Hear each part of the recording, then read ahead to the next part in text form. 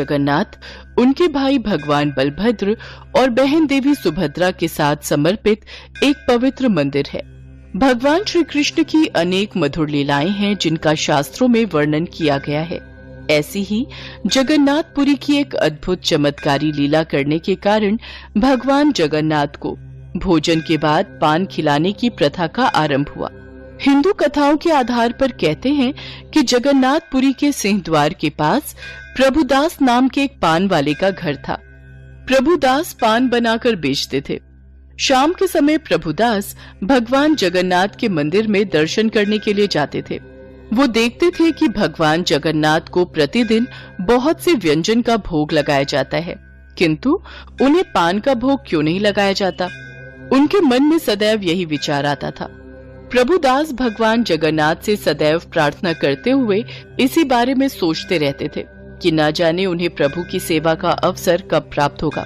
एक रात जब प्रभुदास अपनी कुटिया में सोने की तैयारी कर रहे थे, तभी वहाँ दो सुंदर नौजवान जिनके घुंघराले बाल थे, कानों में कुंडल थे, उनके वस्त्र चमक रहे थे। इतना सलोना रूप था कि कोई भी उनके दर्शन करके मंत्रमुग्ध हो जाए, ऐसा उनका स्वरूप था।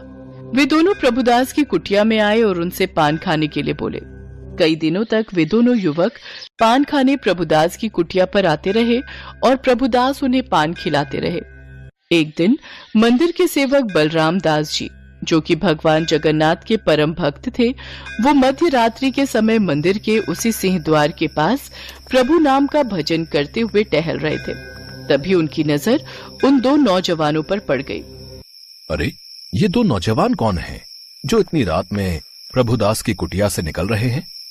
इन्हें पहले तो मंदिर के आसपास नहीं देखा।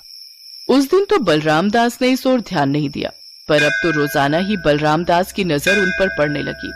अब उन्होंने पूछना ही उचित समझा और प्रभुदास की कुटिया में गए और उन नौजवान युवकों के आने के बारे में पूछा।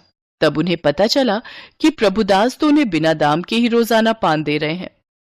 बलराम दास जी, इसका कारण तो मुझे भी नहीं पता।